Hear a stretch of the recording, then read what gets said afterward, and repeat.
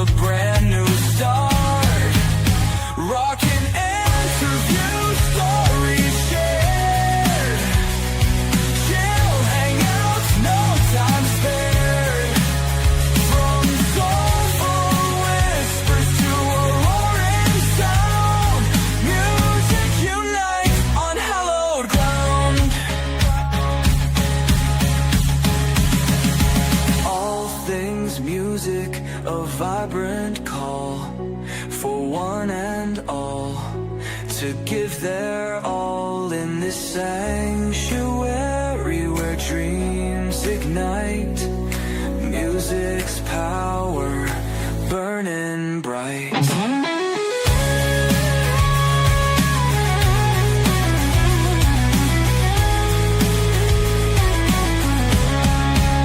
Rockin' interview, stories shared. Chill hangouts, no time spared. From soulful whispers to a roaring sound, music unites on hallowed ground.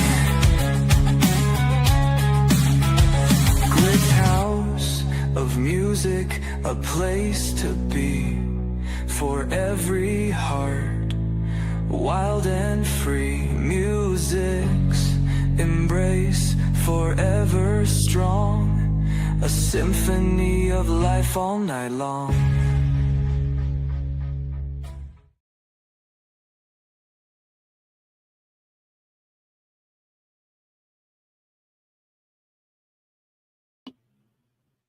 What is going on, guys?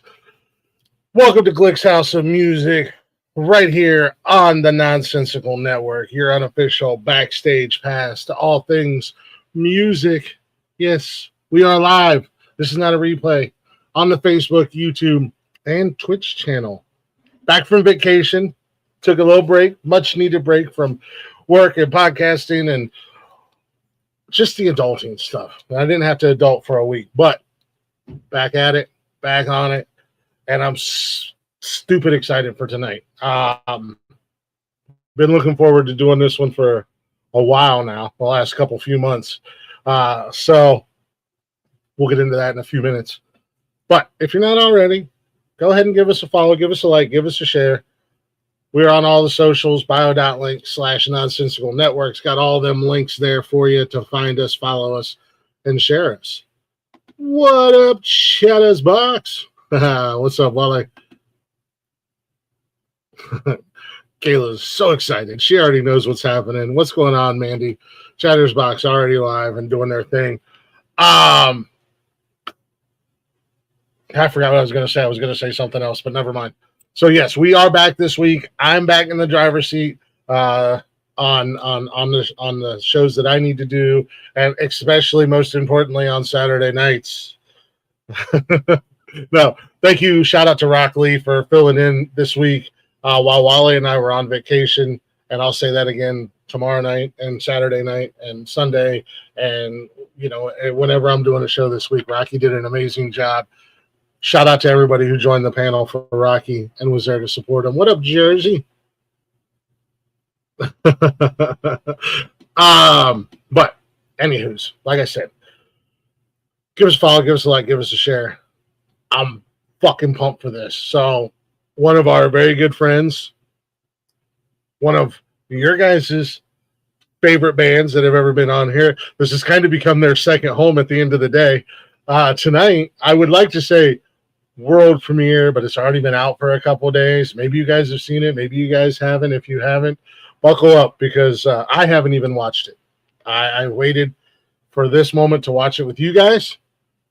And I'm going to present it on screen, and I don't do this very often, but you're going to get my live, honest-to-goodness reaction, and I do apologize. While this is on, you're going to see my stupid face and hear my stupid voice, but I promise you, I will play it in its entirety without any interruptions. So without further ado, our very good friends, Kissing Lilith, just a few days ago, dropped a brand new video. And Gavin was here a couple months ago, and he gave us all a heads up and I guess a warning. It's going to be intense. It's going to be crazy. So, for our viewers, this is for mature audiences only. Put your kiddos away unless you're like me and you don't mind your kids seeing this. I'm going to throw that out there so YouTubes and Facebooks don't yell at me. So, without further ado, I have the brand new music video from Kissing Lilith. I gotta push buttons. I need a producer that can push buttons for me. Brand new music video from Kissing Lilith right now, live here on Glick's House of Music. What to Die For. You guys,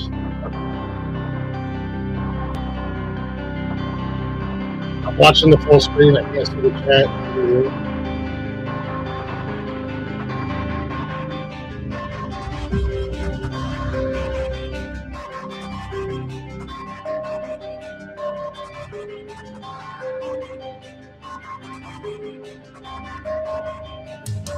Love to lust to hate, the glory of a bastard, a beautiful disaster in the eye of a storm. Hesitate to paint the details of a portrait that illustrates the colors of the sins I've ignored. Digging deeper, oh shit. The build-up is insane. Like, it's got a slow fucking burn to it. I'm digging deeper. Tell me I deserve this. Come on, won't you cut me open? Let me bleed with purpose. Wow. I'm digging so far what you see in the costumes. That's crazy.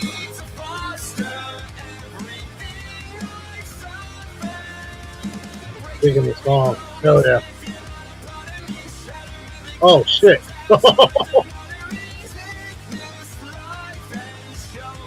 Man. I don't know how they're going to get away with airing this anywhere. Damn. Oh, oh, no.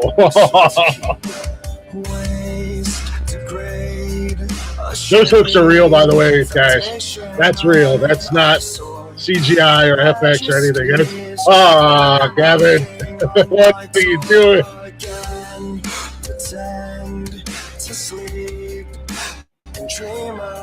Hashtag new kink unlocked. I didn't know I liked blood orgies, but I guess I do now. Oh my, dude, that, oh my god, that gives me the heebie-jeebies.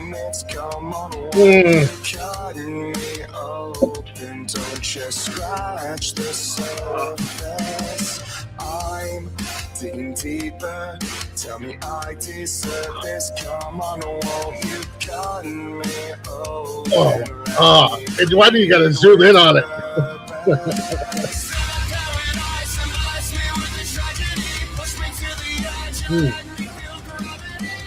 Song is badass. It was over here jamming out. Oh.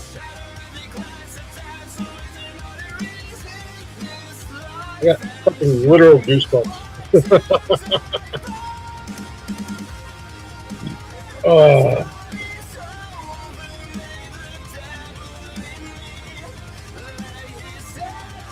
Chicken Red, that is a wild costume. Her mask is intense.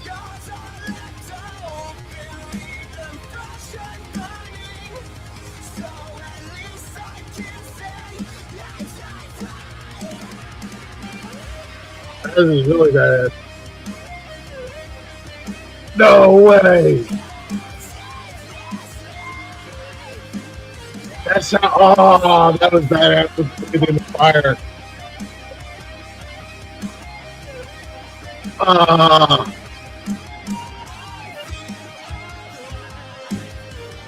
Fuck yeah. Again, little BTS. Uh, much like the hooks, that fire is real. And I believe Gavin spoke on it before when he was here. He really set himself on fire for this music video.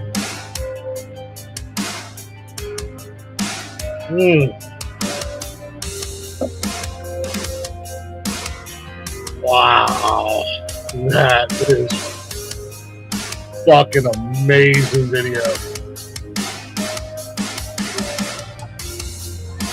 What's that? I think so. I think so too. Holy shit. All right. Don't start playing any other music. We're not presenting any other music. Stop sharing. All right, let's get back over here to the old StreamYard. Holy shit. That was fucking insane. Hey, Scorpio. Wally, just a heads up. Wally said it's a badass video. Yeah. All right, there we go. Sorry, YouTube was still playing in the background. Let me see what the chat's saying here. Just a heads up, it's badass from Wally. Kayla, let's go. Come on. What's up, Scorpio? What's up, Dr. Professor Mrs. Shaman? What up? Everybody was so excited to hang from that. I know, right? Who is this? This is Kissing Lilith. There we go. Badass.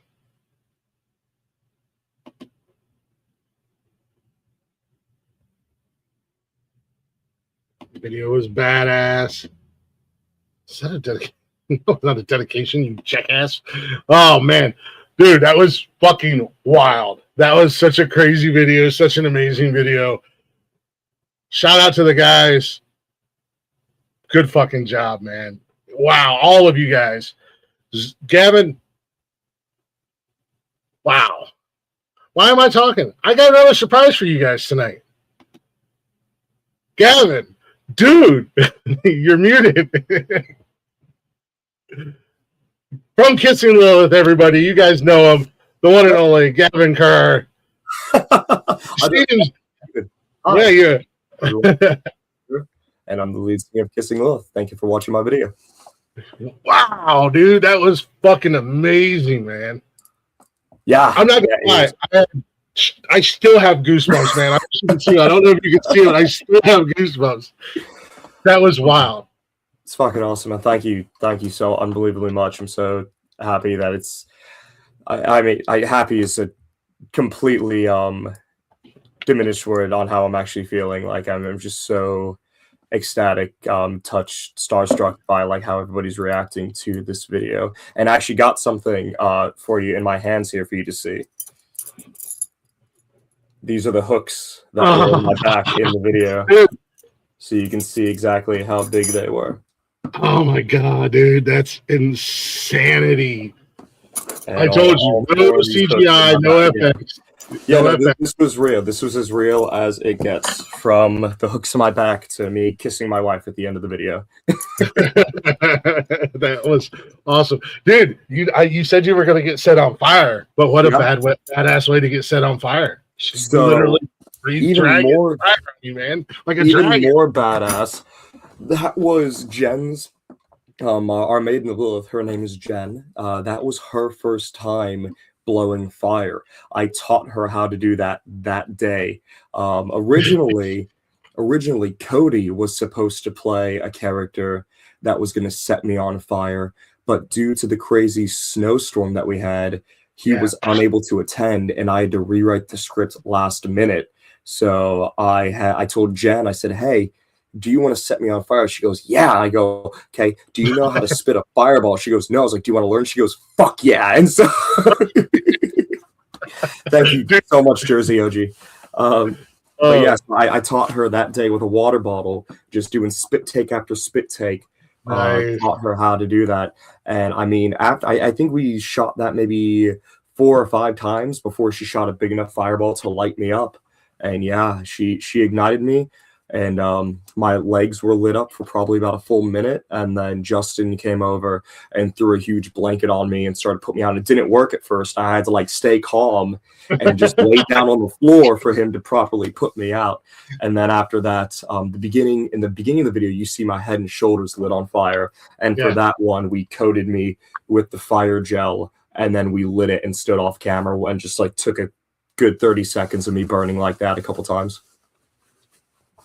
Thank you so much, Kayla. I appreciate that. Yeah, I was so worried because this video I wanted this out in October of last year, but trying to raise the funds and organize everything, it took so much longer than I thought.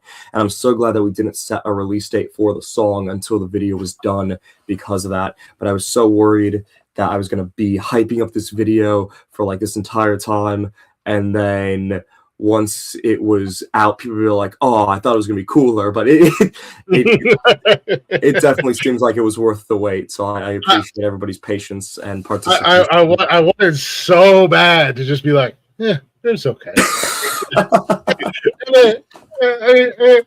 But dude, no, and Jesus, I mean, you know, again, you came on, you guys were on a couple months ago. Yeah. Again, you know, not only one of my personal favorite bands and favorite guests, but as well as the audience as well. They fucking love you guys. We fucking love you guys. And I was like, you know, we got a little behind the scenes, a little bit of when the last time you guys were on, and you and I have talked outside of the show, and I was like, man, this video is gonna. I can't even pretend not to like this video. Yeah, I mean, I've had a couple people in the local scene that I'm not sure what exactly the backstory is behind their feelings towards the band, but even they were all like, it's a good video. Like, it's just, and I'm trying not to break my wrist jerking myself off here, but it's undeniably, it's a great quality video. Abe Robinson of Blind 7 and Shedio did such an unbelievable job with the shooting and the editing of this. Like, I went to him and, you know, I brought him the script, I brought him a concept of it, and he just helped me flesh it all out. And, you know, he helped me flesh it out, no pun intended. And I mean, what everybody's done to this song, I just couldn't be more grateful for the team. Between Abe shooting it, between, you know, my wife and Jen and Jay and Jackie and Ruby and everybody who was in the Blood Orgy, all the cast, the crew who helped keep me alive. You know, we had to build that rig that we hung me on. We built it inside the warehouse, and to put all that together, and then Scooter Allen of Rewire Studios for him to record this song and master mix it and everything the way that he did and produce it the way that he did. Like, this is by far such a huge team effort by all of the most talented people that I've ever met in my entire life. And I couldn't be more proud of the product that's been made because of it. I couldn't be more grateful or proud of the team that I have because of this. And as you should be, you guys put out, you know, again, dude, I'll get to this later, but I gotta ask. Yeah. How bad did that hurt, or did it hurt? I'm sure in the moment it didn't hurt because the adrenaline was going, but afterwards, I'm so happy you asked. Okay, so I'm happy you asked because every time I get to talk about it, I get like a dopamine of nostalgia that builds in my brain. So getting pierced, because they're big gauges, you know. It's like I can remember it's like 6 or 16, whichever is bigger. I don't really remember. It's like fucking meat hooks, bro. They are meat hooks. Yeah, I mean, again, I got them right here. They're fucking huge. I've done slaughtering on farms and stuff like that. We literally hang cattle and stuff like from hooks like that. Yeah. You know, like they're big hooks. So you need a big needle to pierce through the skin, and it's a lot. Like I have 8 holes on my back that I purposefully didn't do anything to reduce scarring because I wanted to keep those forever. And so I have 4 little hole marks in my back, or 8 little hole marks in my back, and there's about an inch space between where it went in and where it went out, and so we needed big needles to throw those in. And the piercings themselves, they hurt about as bad as a piercing could. I want to say that my cartilage for my earrings, I want to say that this was actually worse, the piercing. Man. than getting my back done. I have tattoos that hurt worse than that by far. Like the whole inside of my bicep is completely done, and that hurt by far much more. And then when there's a process to it, so they don't just throw the hooks in and then start hoisting you up. You got to go through like a stretching process, and it's a very spiritual and vulnerable journey. So Abe and Jen, the Maiden of Lilith, they actually both pierced me. They did one side individually, and then they did the middle two in tandem. So they did those two at the same time, and they put the piercings in, and then they put the hooks through, and I just kind of walk around and I roll my shoulders back and forth and just kind of get used to the feeling. And it just feels like the slightest pressure on your back, like the slightest little weight is on you. It's like a backpack, it just kind of feels like it's on your back. Yeah. And they hooked me up to the ropes, and we go over and we hook me up to the rig. And then once I was hooked up to the rig, we did what's called flesh stretching, a flesh pull, and we did skin stretching. So some of you are not going to like how I describe this. Basically, the hooks go through the fat and the skin. And when they pull, it separates the fat from the muscle, similar to Velcro being ripped apart. Oh my God. That's the best way to physically describe what is going on. And you need to get used to that feeling, because it's a very invasive fight or flight kind of feeling, but it doesn't hurt. It almost feels like a rhythm tapping on your body, and each rhythm is a different wave of hot and cold, just kind of back and forth. My back is hurting right now. Yeah. So I experienced that, and I just experienced different waves of emotions as my body is flooding with endorphins and adrenaline, more than I've ever experienced in my entire life. And then I start walking forward, and every step that I take forward is half of the step previous to it, because my body is screaming at me, do not continue forward. Stop doing what you're doing right now. And I get as far as I can go. And Abe is the one who walked me through the piercing process, because he was a professional piercer for years. Jen's been a professional piercer as well.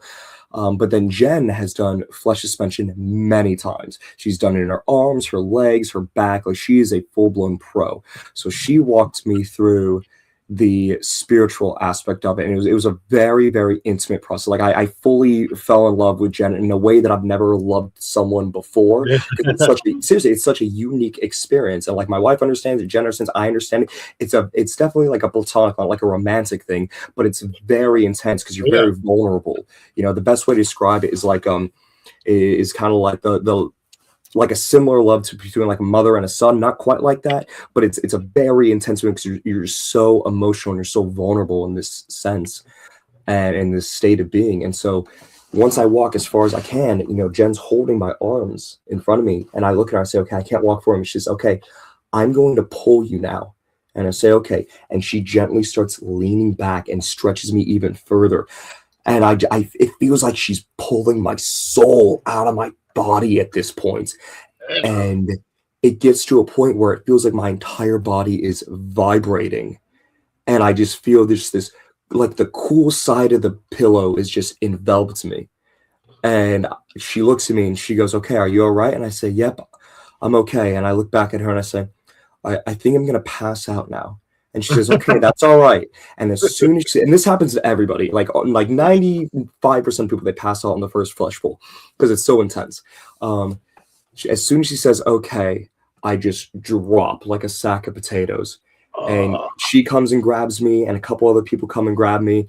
And Abe runs over and he grabs the rope, and he's holding me up still because he's figured like, well, as long as I'm passed out, he's going to let my body adjust physically to the sensation, and not just let me drop down. And they gently lower me down. When I blacked out, my eyes, you could just see a ring of blue because my pupils got so big from all the adrenaline and endorphins.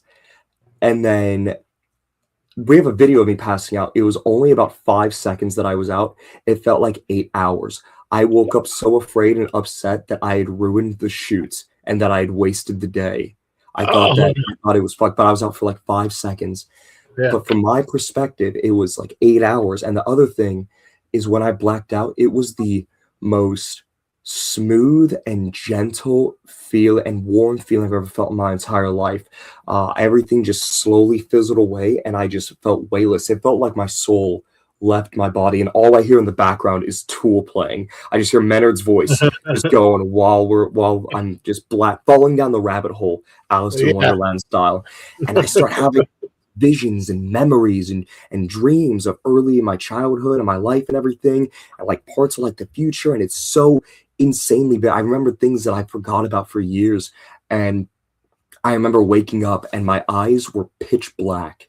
My pupils were so big, they were completely black, and I'm looking around the room and they shoot down to little pins when I see my wife, and I'm just overwhelmed and overcome with this feeling of love and safety and just blissfulness. As I look around, I realize I am surrounded by friends and loved ones and my wife as they stand around me, and I come back to reality, and I look up and I have these like slight tears in my eyes, and I just go, wow, because that's the only thing that I could say. It was by far the most euphoric experience, better than any sex, better than any amount of psychedelic mushrooms. It was the most euphoric experience of my entire life.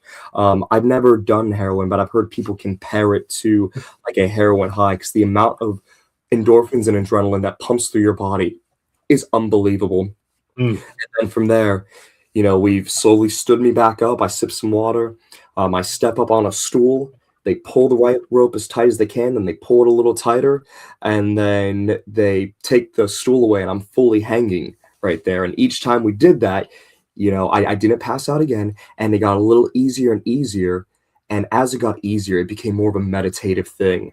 Where the point where like the last take, we stopped not because I said I need a break. We stopped because that was just the end of the take. We got all the footage we needed, and I was able to hang there for 5 minutes straight. Like it was unbelievable. Wow. Yeah. So that's how I would describe it. Thank you for allowing me to go through that journey again. I know it's a bit of man. That's awesome, and that's like to go through that and to feel all that in just a short time span. You know what I mean? Yeah. Like you felt like hours, but it was only seconds, minutes. And to have that transformation, so to say. Every time I see like suspension and stuff like that, my mind instantly goes back to growing up watching Hellraiser. Yeah. And when the hooks would come out, and they would pull people back, and ever since, and I don't know, maybe I'm traumatized. Maybe I have PTSD from it, but it's not nearly as scary as you think, honestly. So I would never recommend it to someone who has no body modifications. Like if you have no piercings or tattoos, I definitely would not. You're not going to be able to handle it. If you've never done like a big mushroom trip, you're not going to handle it very well. But if you're someone if you have a sleeve of tattoos, if you have multiple piercings, if you have done any kind of like psychedelic trip before, I highly recommend at the very least trying a flesh pull, where they just put hooks in and you just feel it when you go forward and you feel that rush. I highly recommend it because it is a spiritual experience, and it's truly amazing. I will never condemn anybody for doing it. I'm not the guy. Yeah, just make sure you do it with professionals, for the love of God. Please do it with professionals. Yeah. Wally, I have an idea. I know what we're doing this weekend. I'm going to put hooks in your back and drag you around the yard. Yeah, and the healing process was easy. The healing process wasn't bad at all. They did have to burp my back afterwards. They had to like massage, and like all the extra air and blood and stuff would come squirting out. And then my back was kind of like Rice Krispie treats for the next like week or two. Like my wife would rub my back and it would snap, crackle, and pop. But I mean, the holes, they healed like any other cut or scar or wound. Just some little A&D ointment and some antibacterial soap and stuff like that. Like it was a very easy healing process. They told me that I was going to feel like it was the worst back day of my life, that my muscles are going to be really sore. I didn't experience that, but I also do my best to work out very regularly. So that probably had a part to play in that. I'm just kind of used to that muscle soreness. But I mean, the healing process was pretty quick and easy. Yeah. Oh man. That's insane. I mean, that's, as a fan's perspective, I'm glad you did it. I think it looked fucking even though it gave me the heebie-jeebies when I first seen it. I'm like, oh, and I know that's real. I know it's not even fake, But it's as a fan watching, it's such a cool experience to see and to know and know you like I know you, like this dude is so goddamn dedicated not only to his music and his art, but also you want to give the fans the best experience and the best video you can. Yeah, well, absolutely. And that's why I kept telling people, hey, I'm going to do this and you're going to pay for it. Because in my mind, I always wanted to do this. I almost did it a few years back, but the woman that I was with told me no. And then I thought, oh, that's probably good because I probably shouldn't have done that. But there's always that part of me like, oh, I really want to do this. So I was like, well, if I tell people I'm going to do it and then they pay to do it, I have to do it. Because there was a moment where I almost backed out. Like very last minute, I'm looking, I'm shirtless on the bench, getting ready to get pierced. And, my wife looks at me, she's like, you don't have to do this. I'm like, but I do have to do it. Like, I've been talking about this for a year and our fans paid $4,000 for this. I have to do this. Like, it is an obligation now. Yeah. So, and I'm so happy that I did. I'm happy you did too as a fan. I'm also very happy that you're okay because again, like Big Brother or Dad or whatever, a couple days after everything was done, I reached out and I was like, please tell me you're okay. Oh yeah. I had a lot of people, like my mother, she was she did not want to know when I was doing it. She was not happy that I did it. Natalie's mother just saw the video the other day and she was like, I didn't like that at all.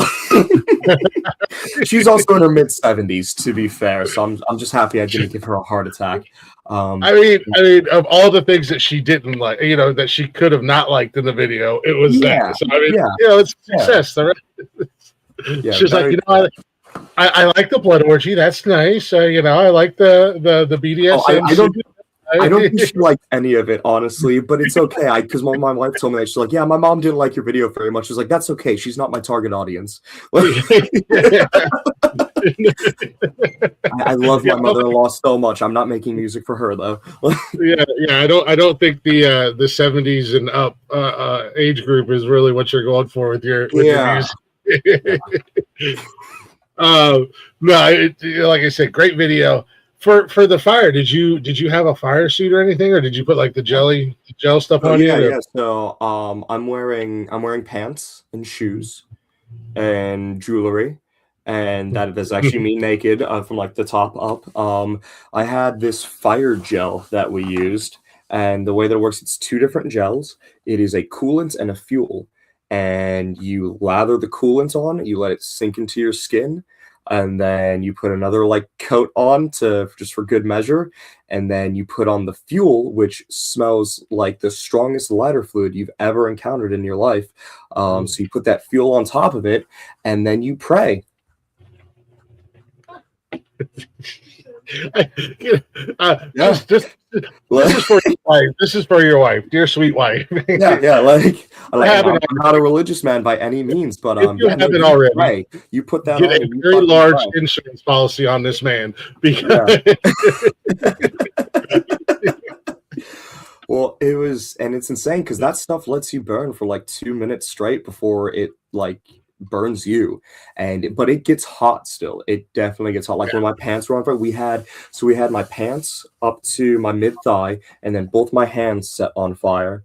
For the big shot when she blows the fireball on me, and I was on fire for about a full minute before we put me out. For a full minute before we started to put me out, and then it took like another 10 seconds to actually put me out. And then my head and my shoulders we did in a separate shoot. During a separate take. We did that twice. And again, that I was set on fire for probably about a full 20 to 30 seconds, which when you're on fire is a really long fucking time. I was going to say it probably felt a whole hell of a lot longer than and all I was doing was just meditating during that, because the reason why I got into fire play is when I was about 15, 16 years old, I got caught on fire with gasoline in a bonfire accident, and I had nearly third-degree burns on my face and chest. My ear looked like fried chicken. It was that bad. It was so bad that we went to Cleveland Clinic Hospital, and it was a full hospital, and I went to go sit down and wait while my parents checked me in, and they looked at me and said, "Oh, you need to come with us now." Yeah, right now. Like it was so bad that I got a Disney Fast Pass to the front of the line at the hospital. You know, that's how bad this burn was. And Yeah. they ended up having to take me over to a special burn unit to see if I needed skin grafting. Thankfully, I didn't, but it was an entire year of a healing process. It was pretty awful. So because of that, I had PTSD, and I couldn't be around big flames or fuel, or smelling kind of fuel without going into a full-blown panic attack and going into shock. And I live in Ohio, where, as you know, bonfires are a very big cultural thing here, Yeah, especially during the summer and the fall.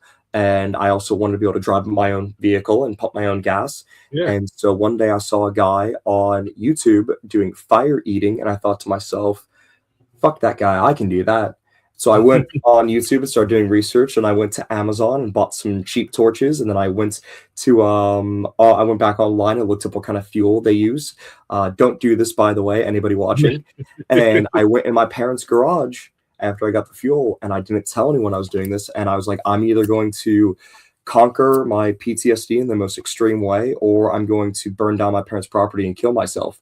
And within probably an hour or two, I learned how to eat fire. I learned how to spit a fireball, and I learned fleshing, which is the art of setting your body on fire in controlled spaces and controlled lengths of time, which is my favorite, actually. And so I wanted to take that to the most extreme that I could for this video, was taking that sort of PTSD and just proving that no matter what, I'm completely over that. And then I also wanted to do something that no one else would ever do. I wanted to do something that a lead singer would never do. And I want to do something that no one's really ever done in a music video. And the two things that came to mind were flesh suspension and setting myself on fire. I was like, I'm going to do both those things so that way nobody can ever copy it and no one can say shit. Right? I did it first, bitches. Yeah. Stop, drop, and roll is real. When I got set on fire in that bonfire accident, I did stop, drop, and roll immediately. My neighbor got on top of me and beat the flame out. But it was weird because everyone told me stop, drop, and roll growing up, and I never thought I'd use that. And then one day I did, and without thinking, I stopped, dropped, and roll. So it saved my life. I think getting set on fire at a bonfire is an Ohio birthright, because I think everybody has. Now, I've been set on fire a couple times, nothing to that extreme. You know, it's usually like my pants, or, you know, like my shirt is on fire. It's just like, oh shit, rip my shirt off. You know, I might get a couple little singes or whatever, but not. Yeah, you got long sleeves on. You go to throw a log in, and just kind of like singes the or like that. You know, all of us, you know, boys from Ohio are like, we're gonna build a big bonfire. Gotta get gasoline, and you know, then somebody accidentally catches the can on fire and they throw it, and flames go everywhere, and gasoline goes everywhere. What happened with me. I went to grab, the wood was wet from the night before, it had rained, and I was making the bonfire, and I went to grab what I thought was a can of oil, and it was gasoline. And so when I poured it on, it started to go up the tank and catch on fire, and I freaked out, and I fucking threw it, and it splashed all down my face and chest. Just fucking threw all over myself. God damn. Yeah. So when are you going to incorporate the these are the torches. Eating fire. When are you going to incorporate that on stage? Eating fire and shooting fireballs. And so I have done that, and I've gotten yelled at for it many times. Well, you can't do it in a small venue, because if you're like, I play in small venues. Well, what do you? So I had, when I was younger, I had this really bad habit of asking for forgiveness, not permission. And there are several in the previous band that I was in. I played bass, and it was a very synth heavy band where there was not a lot of bass being played. So for certain songs, I do little fire shows. And multiple venues in the Cleveland area know me as that asshole who almost set the building on fire, which I didn't almost do, but they didn't know that. They just saw some dickhead on stage, you know, throwing fire everywhere. And the funny thing is I had hair at the time. I had my long curly hair. So now I've played one of those I played two of those venues now, and people have come up to me and they're like trying to recognize me, and they go, did you do this in this band? I was like, yeah, it was me. They're like, you're not doing that tonight. Right? I was like, no. It's okay. It's okay. But one thing I used to do is I used to tape those two torches to the head of my bass guitar. And during like solos and shit, I would spit fireballs off my guitar when we were doing outside events. So I definitely plan on doing some pyrotechnics on stage. I just now am mature and wise enough to make sure that I get permission from wherever we're doing it at, and then also make sure that I have the proper safety gear with us as well. But I do have plans on setting myself on fire on stage and doing some pyrotechnic stunts. Absolutely. Nice. Yeah. Oh, yeah. You might see some this summer if you come to some of our outdoor shows. We got a couple planned. You already know we're going to be there. Whether if I said, if for some weird reason I fell and hit my head and was like, I'm not going to see Kissing the Lilith, you already know Kayla's dragging me. Oh, yeah. She said, "Shit, I'll go by myself." Yeah. I have no psych therapy bills, actually. Not something that I'm proud of, not something that I'm not proud of. It's just I don't have time or money to go to therapy, really. This is my therapy, writing music and setting myself on fire for you beautiful people. Yeah, when you're hanging yourself from hooks and catching yourself on fire. Who needs therapy? Are you saying there's something wrong with me? Saying that I have a problem? Saying that I need to go talk to a person or something like perfectly normal in my book, Gavin. Someone's gonna clip out that one little thing and be like, lead singer Gavin has a fucking meltdown, and then everyone watching be like, who the fuck is Gavin? Who the fuck is Gavin? Who the fuck is Glick? Who the fuck are these guys? Yeah. Hey, either way, we just got 1 million clicks. Yes, now they know who we are. Yeah. So, shut up, Rocky. Rustling around the campsite. Oh yeah, there you go. Clipped. Rocky's already clipped it. Perfect. Thank you for that. Yeah. No, dude. Like I said, man, all the hype, man. All the hype. Yeah. It lived up to. I'm so happy for you guys. I'm so proud of you guys. Thank you, man. Like, dude, it was a fantastic video, and we're talking so much about the video. What about the song, man? That's a great song. Thank you, dude. Yeah, they definitely were. The song and the video were definitely written for each other, both in mind. Like as I was writing the song, it was weird because I was writing the song and I'm pacing back and forth in my living room, singing it to myself and trying to get those notes just right. And while I'm singing, I'm picturing the music video. I'm like thinking of like, oh, what if I did this? What if I did that? Like, what kind of aspects do I want in it? And so they definitely were written for each other. I mean, Scooter Allen, such an unbelievably talented producer and music engineer. He really did make this song special, and he did an amazing job with Lipstick and Gasoline as well, and that like really defined what Kissing and who Kissing Lilith is. And this song just really drove that nail so deep into the coffin. So I couldn't be more grateful to be able to work with Scooter on these two songs and be able to do this with him and have him put his the Scooter touch on it. I remember Cody wasn't there when I finished the vocals. He was there for about half the vocal day and then he had to leave. So I did the rest of the vocals. And that bridge is my favorite part. I felt like a douche earlier at dinner because I was talking to Natalie, my wife, and I was like, honey, I feel so cool. I have my own song stuck in my head. It makes me feel a bit like a douche, but it's a good song. She's all like, it is a good song, honey. A little bit of a douche. It's a good song. I'm like, thanks for checking my ego. and she's like, what part? And I go, the bridge. Because honestly, the bridge of that song, both lyrically and melodically, is probably... That's probably my favorite thing that I have ever written musically so far. It's if the worst part is over, may the devil in me lay his head on my shoulder, let us breathe and find peace. If my scars are left open, leave them fresh and burning. So at least I can say I died fighting. Like it's so. I love that. I was gonna have my own douche moment and be like, can you do that for us right here live on the show?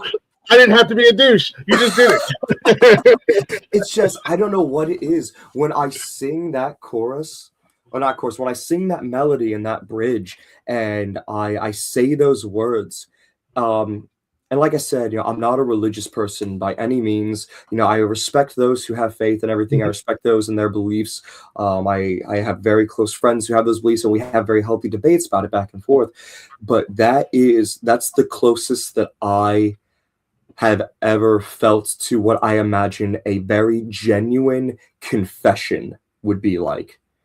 Like someone who goes to a confession booth and just really just pours themselves out to a higher being and to wanting to be a better person. That's how I feel when I sing that melody and when I'm saying those words. If the worst part is over, may the devil in me lay his head on my shoulder. Let us breathe and find peace.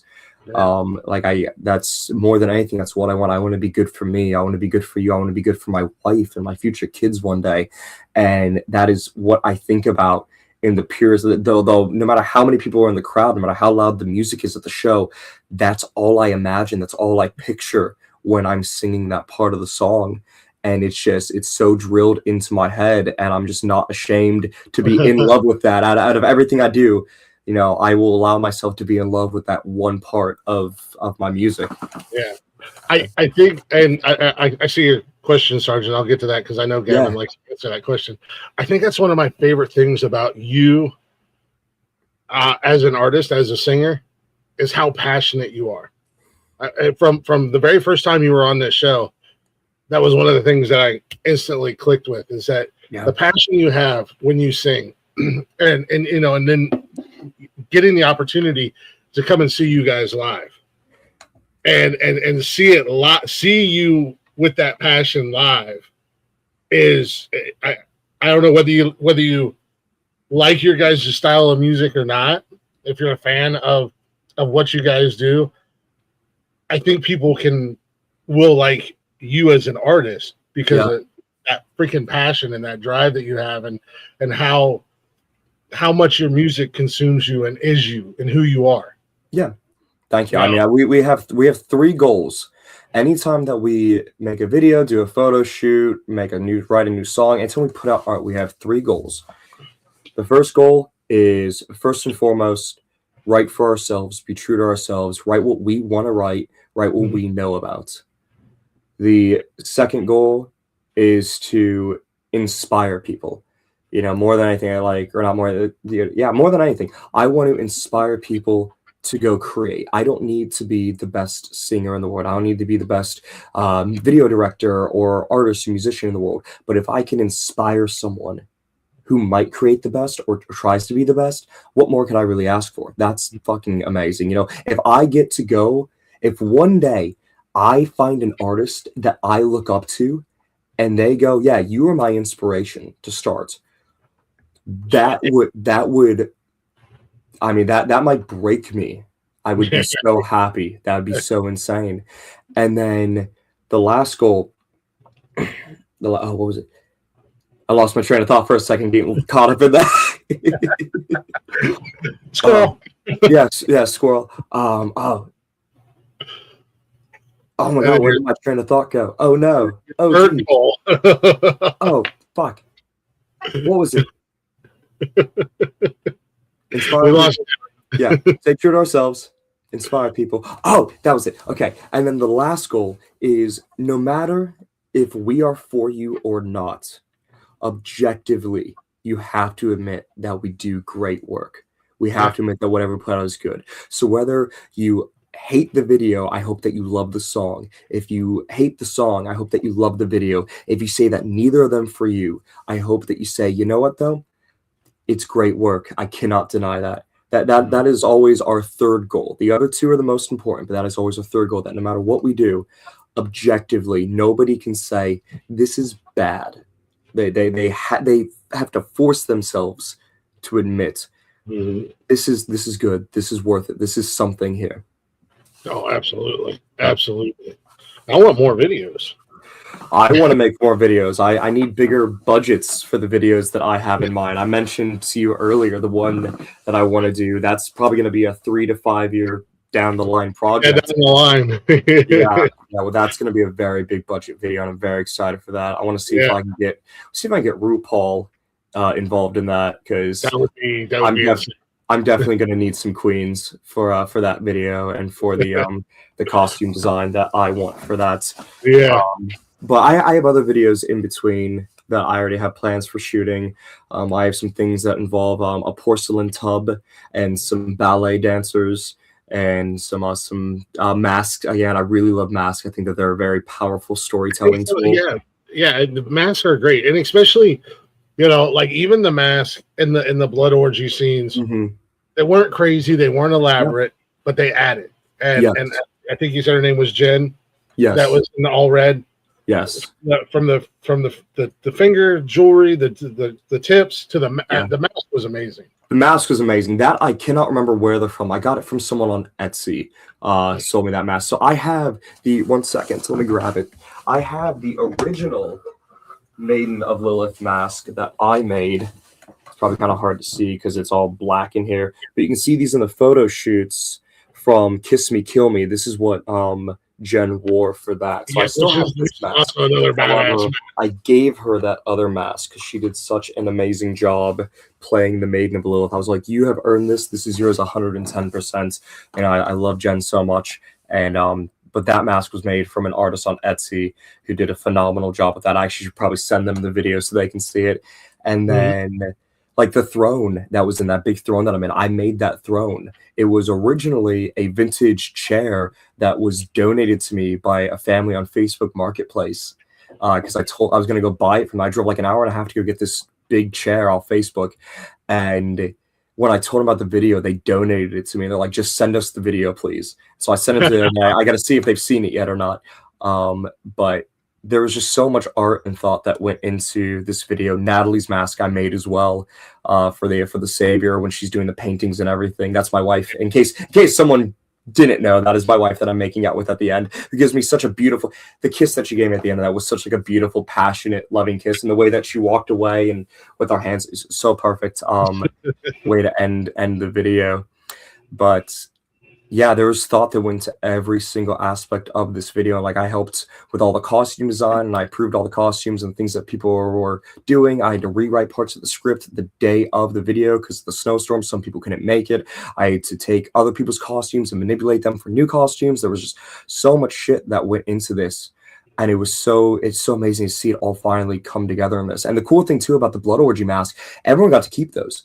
At the end of the video, like everybody has those. Some of the people who are fans and have been showing up to all the shows, they wear those shows or they wear those masks to the shows. It's so fucking cool.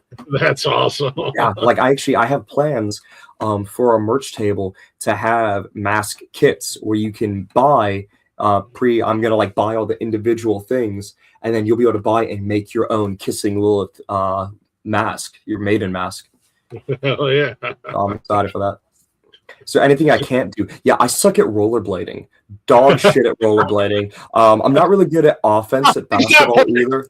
Yeah, I'm not really good at offense and basketball either. I'm decent at defense, but I can't shoot for shit.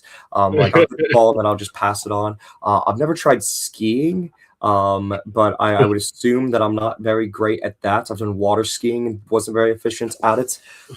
Yeah, so that I definitely cannot do. There's a lot of things I can't do. I can't speak Mandarin or any other language really. I know just enough Spanish to like get by in another country. My wife and I just had our honeymoon in Costa Rica and I was able to like ask for directions and like hail a taxi and order food and stuff like that. Like very like basic conversation, but other than that I'm not fluent in any other language. So there's plenty of things I can't do. I can do the most important thing in Spanish, and that's all I need to know, and that's order beer. There you go. There you go. So I know you get asked this every time you guys have been here, and I think at this point in time, it's kind of a race as who's been on here the most, Kissing Lilith or EDM Combat. Rock Lee, you guys are kind of like back and forth with is being on here as much. But I know you get asked this all the time. But Sarge asked, the Kissing Lilith, is Lilith a real person? No. So I'm sure that there are some exes of mine that think or wish that Lilith was her, but no, Lilith is not a real person. The name Kissing Lilith comes from the fictional biblical story of Lilith, Adam's first wife, who the story goes Adam wanted her to lay beneath him during sex, and she refused to do that. She wanted to lie with him as an equal, and this caused a big fight, which caused Lilith to run away from the Garden of Eden. Angels were sent by God to bring Lilith back to the garden, to which then she refused, and because of this, she and her children were cursed and damned for eternity to live in hell and die over and over again and be tortured forever. So the name Kissing Lilith stems from that story in the sense of we are all products of childhood trauma, reward, and situations that were far out of our control and not our fault. And because even though those things have happened, that does not mean that we do not deserve love. It does not mean we do not deserve peace or stability or happiness. That's what kissing Lilith means. It's healing those wounds, those scars, and finding beauty in your own strength and independence and your healing journey. That's a lot of what the name has. That's a lot of the meaning behind the name. The more two-dimensional marketing meaning of the name, because when I was coming up with names for it, I already knew what I wanted the band to represent. I already knew the meaning behind it, so I was trying to find a perfect name for that. Kissing Lilith was actually the first name that came to mind, and then there was a list of other names that came after that, but I wanted the name to be sexy and edgy and cool, but not corny, and something that would really pop out and stick. And I also wanted it to be something that you could easily hear in your head alongside other bands that we want to tour with one day. Yeah. So I could very easily see on a poster or a website or hear on the radio, coming live this Saturday, check out Falling in Reverse, 3 Days Grace, In This Moment, Kissing Lilith, Sleeping with Sirens. I can very easily hear that. Yeah, so easy. I could hear that in my head. And so I put Kissing Lilith at the top of the list because the first one that I thought of, and it was my favorite one, but I had a list of about a dozen other names, and I sent it out to probably 2 or 3 dozen people that I felt would be our target audience. All different ages, men, women, everything in between. And I was like, hey, out of all these names, just tell me which ones you like. Don't give me your favorite one, your least favorite one. Just tell me what names do you like. Every single list had Kissing Lilith on it.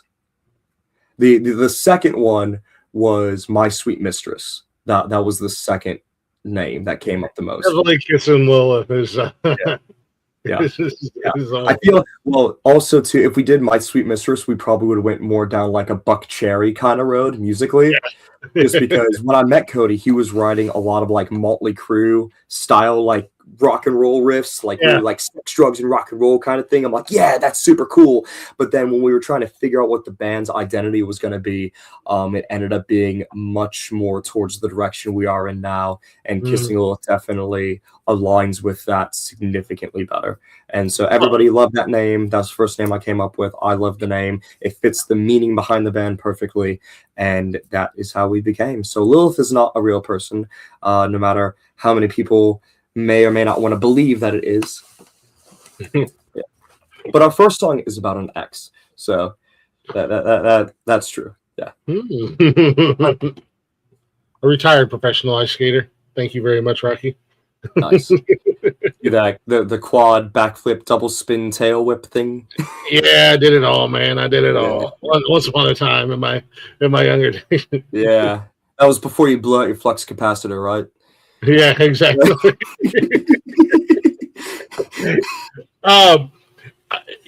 Do you got time? I want to play the video in its entirety again. You got time to hang out because I got a few more. I always yeah.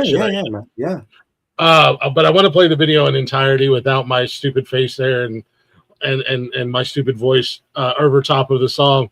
Yeah, you're more than welcome to do that. I don't know how well it's streaming for everybody else. I know when you streamed it the first time, it was buffering a little bit on my end.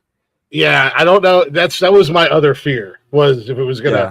That's why I went on ahead and I was going to download it anyways. I'm not going to pretend like I wasn't going to. No, you're good, man. You're good. But I went on ahead and downloaded it that way I could. I can play it. So I'm gonna play it again for you guys in its entirety. Chat, let us know. Don't let me know. Let Gavin know what you think in the chat, and we'll be right back. Yeah, and We if got, you got questions while you're watching the video, go ahead and type them out, and I'll answer them. yeah, we'll be right back. Glick's House of Music. It's a special night for myself as a fan, as a friend. I think it's safe to say that I'm a friend. Oh, yeah. Oh, most definitely. You have my personal number. You're a friend. You were one of two people that I talked to on vacation. So Yeah, I appreciate that.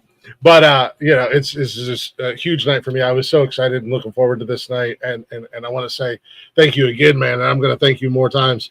But we're going to go ahead and play the song so you guys can watch it in its entirety as soon as I find it, because I have so much shit on here. There we go. We'll be right back. Glick's House of Music with Gavin from Kiss and Lilith, and here's their brand new song and video.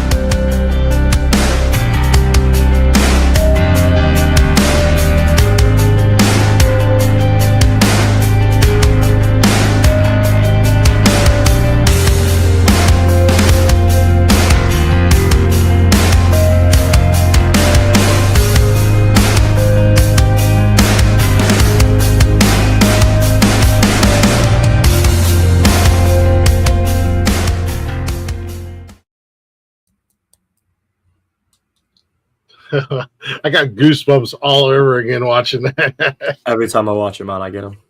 That's such a crazy good video and Yeah. such a great fucking song. I can't say it enough. I obviously my stupid ass was talking and whatnot so I didn't get to hear it all. But to sit there and listen to it, man, such a good song, such a killer fucking song. Yeah, I mean, Bradley Knapp, the guy who did the drum fill for that, he did such a great job for the session drumming.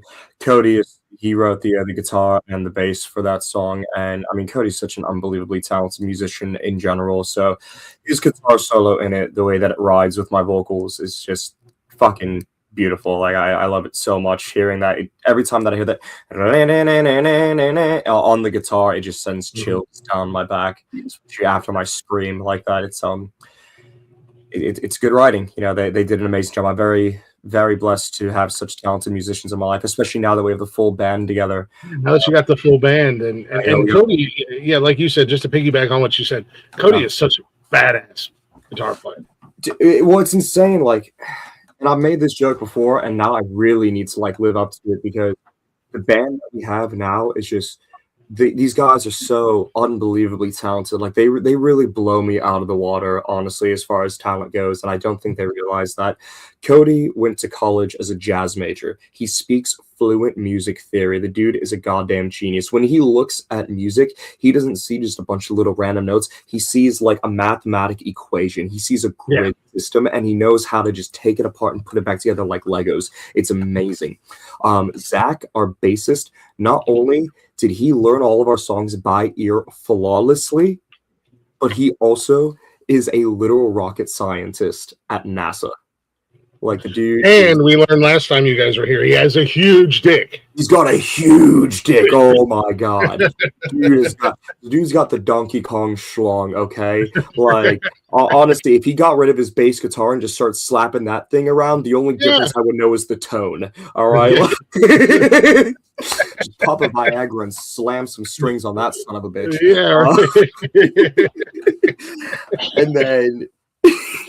And then Nathaniel Hubler, our drummer, the quietest, most reserved member by far, is a literal human metronome. The dude is an animal on drums. And because he's so quiet, we were like, oh, I don't know if he's going to be a right fit for the band. Like we were like kind of hesitant at first because we wanted to really see his personality shine and everything. Yeah. And so his audition process was quite extensive, actually, because he's so kind of reserved into himself, and we weren't sure how we felt about that at first. And so his last thing was he had to write a drum part for the 5th song, which we have almost completely demoed out now. We got the next song almost ready to get recorded. So I remember we went over to his house, and he's like, yeah, I got a part. I hope you guys like it. And he's very humble. He's so sweet, so kind, very humble, you know, down to earth kid. And he gets on the kit and he's playing with Cody. And the shit that just came out of him was unbelievable. Like I just couldn't stop, dude. I felt like what I imagined Jonathan Davis felt like at Lollapalooza, or not Lollapalooza, Woodstock. Like I just kept going like this, just like fucking, just he's doing things that are like very like modern like metalcore, but then there are like these like really like jazzy fills here and there, and then during the bridge he switches from one really funky beat to almost like an animalistic, disturbed kind of drum. And I remember hearing it and I was like, whoa, like I'm losing my fucking mind. And when he did that, I immediately knew what the next song was going to be about. I'm like, this is an angry political song. It's going to be about killing pedophiles. It's going to be about the Epstein files. Like that's what this song's going to be about. Like just insane. This song makes me want to just like tear the world apart and just change it for the better. This is a crazy rhythm that we have here. It's very System of a Down, Tool-like. It's like a Mastodon kind of thing. It's a lot of fun what we have there. And so when he played that, you know, I lost my mind. And Cody's very stoic, and he was like, yeah, I liked that a lot. That was really good. That was cool. You did some really interesting things right here. Oh, there's a nice flavor in that. Like he's very like kind of like stoic and like, matter of fact, a little uppity sometimes. I make fun of him for it. I love him so much. And we're getting ready to leave. And Nathaniel, like I said, you know, he's very like quiet into himself, but very forward. and I love and respect that about him. And he looks at me, he goes, "Yeah, so guys, like I never got like a I never got like an official answer. Like, am I in the band? Like, what's going on?" And I look at him and that's up to him. He goes, "Oh yeah, no, you're good. Like that's all I wanted." Like just you're good. a weird exchange. And in my mind, I'm like jumping. I'm like a kid in a fucking candy shop. I'm like, "Oh my god, I got the golden ticket!" And they're both so calm, like very like this, like, "Oh, okay, yeah, good job, thank you very much." All professional and official shit. Yeah, I'm all like, "Oh, all of you guys, this is awesome. We just made history in our lives right now." Like I feel like Jack Black in the original Tenacious D music video of Tribute when he's talking to Doug. He's like, "Do you want to walk out of there and be noise, or you want to come in here with me and make rock history?" That's how I feel the entire time that this whole very just chill exchange is going on of officially making Nathaniel a member of the band. And so so I'm just so grateful and blessed to be surrounded and in this group with such undeniably talented musicians. And in my mind, I'm like, I need to become a chess master by the time I'm 30 to keep up with you fuckers intellectually. Because like I said, I got a human metronome, a NASA rocket scientist, and someone who speaks fluent music theory. Yeah, well, and we're, but you, and this is something that we've talked about. And Sarge said he's going to play the new song and video for his 4-year-old grandchild to go to sleep. It's a lullaby now. I love it. That's fantastic. Maybe we'll do an acoustic version. Who knows? Hey, there you go. Yeah. Well, what's these guys are, they're a little bit more timid and maybe a little bit more laid back. And like, we met you guys, and I was like, I don't think Cody likes me because he is very stone, very just. Stoic and calm, cool, collective, and then there's you, and then there's you, 100 miles an hour, no stop. Like I walk in, a great big hug. We're hanging out, we're chatting. You get on stage, like the best way to describe my bandmates. Hey, Drew. I would say that Nathaniel is definitely like a hermit crab. But like a genius hermit crab. Like he's very what's the Jamaican gentleman from what the hell is it called? Futurama. Oh yeah, I can't think of his name. The professor. He's like he's like the or something like that. Like Nathaniel is very organized. He's very kind, respectful. He's like very like to himself about things. And then Cody is like business Canadian is the best way to describe him. Like just the way that he conducts himself is very like polite, but very matter of fact, very like business Canadian. And then Zach is like a guy walking down the street with a moderately nice backpack. And you're like, "Oh, what's the backpack?" And he just goes, "Feet," and walks away from you. Dude, Zach is crazy. Zach says the most insane things out of nowhere. You just said Zach's a serial killer. Zach might be a serial killer. I love Zach so much, but he'll just say crazy things to me. Like I'll be like something very tame and be like, "Oh, hey Zach, don't forget to bring 2 extra jackets for the photo shoot tomorrow." And he'll just respond with, "I'm gonna fucking kill you." And I'm like, "What was that?" And he goes, "Oh, sorry, typo." And he's like, "No problem." Damn, autocorrect.